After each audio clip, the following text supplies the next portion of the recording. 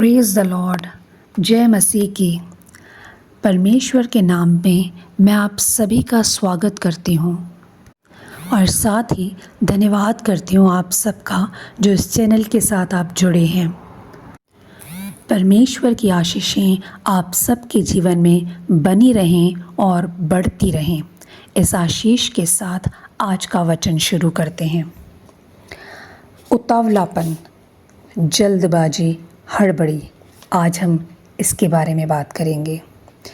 प्रियो, बाइबल में उतावलेपन के बारे में काफ़ी एग्जाम्पल्स हैं।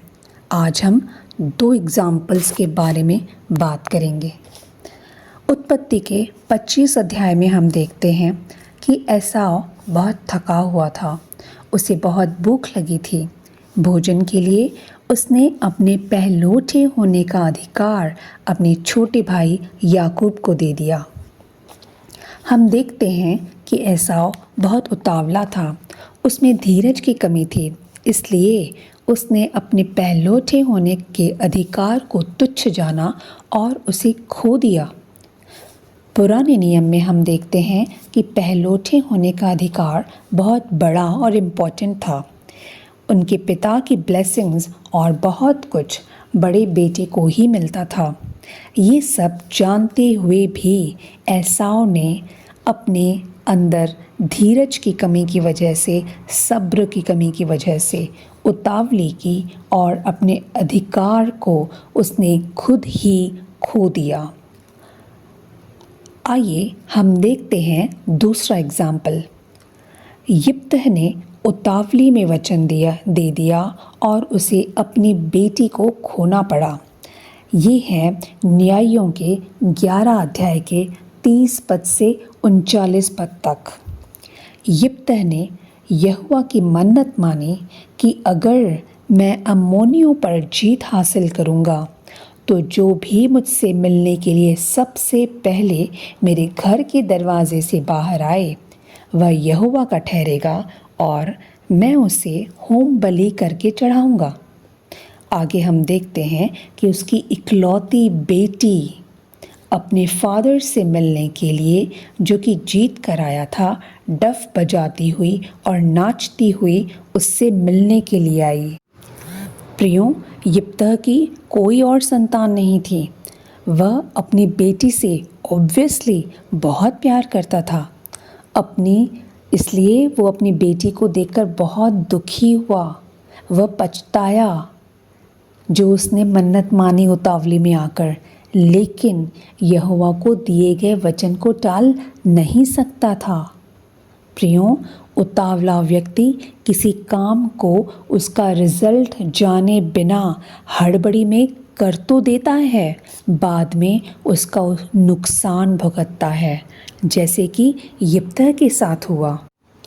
प्रियो, उतावलापन, जल्दबाजी, हड़बड़ी बने बनाए काम को बिगाड़ देता है, सफलता को असफलता में बदल देता है, परमेश्वर द्वारा दी गई आशीषों को भी रोक सकता है, जैसे कि एसाव के साथ हुआ।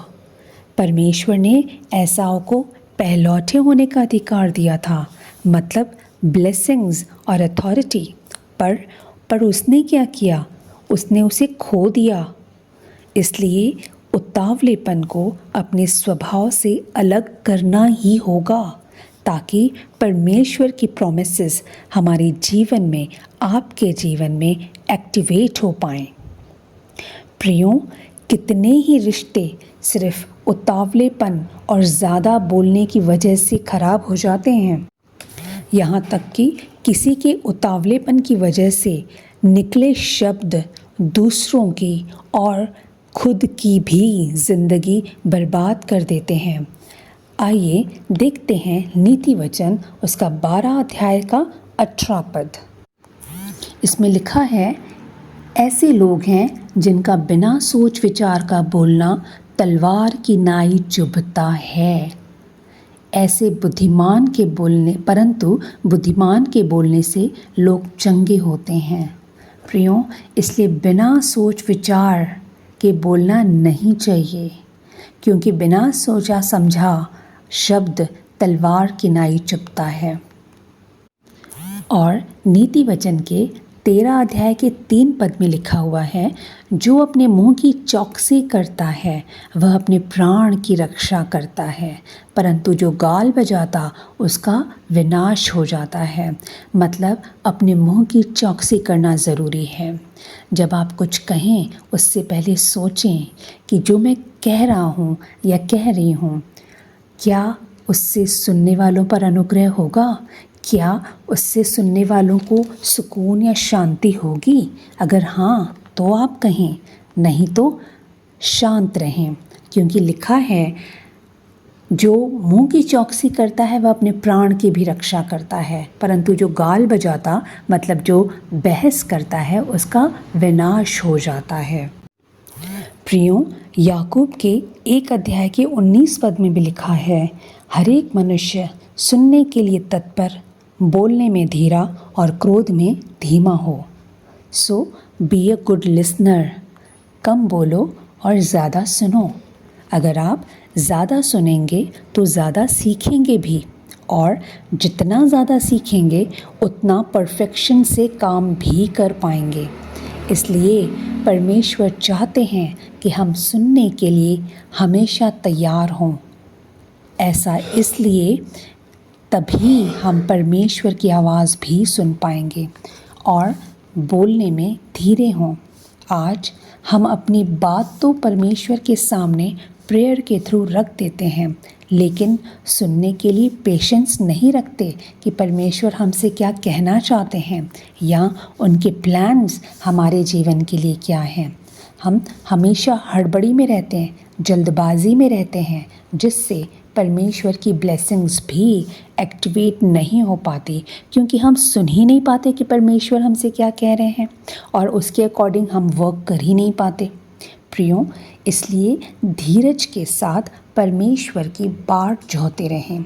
सुनने की कोशिश करें कि परमेश्वर आपसे क्या कहना चाहते हैं। परमेश्वर की शांति को मांगें, क्योंकि परमेश्वर की शांति उतावलापन न करने में मदद करती है।